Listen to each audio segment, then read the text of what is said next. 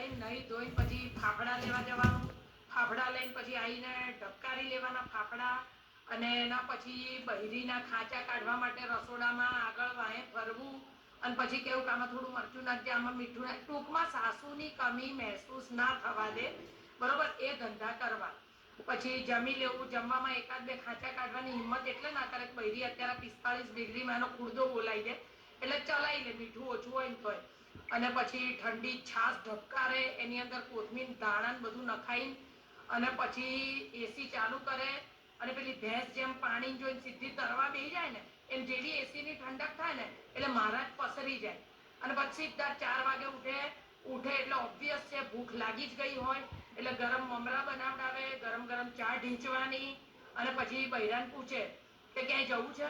જો બૈરો ના પાડે તો અંતરાત્મા એનો અને ખુશમ ખુશ થઈ જાય. અને જો બૈરી એમ કે હા જવું છે તો બહાર લઈ જાય. અને પાછા આવીને જેમ મેં ભેંસની કથા કીધી એવી રીતે 9, 9:30, 10 વાગે આવી પાછા પસરી જવાનું એસી કરીને. આ હોય છે રૂટીન એક પુરુષનું રવિવારે. आज राशिफल में लिखा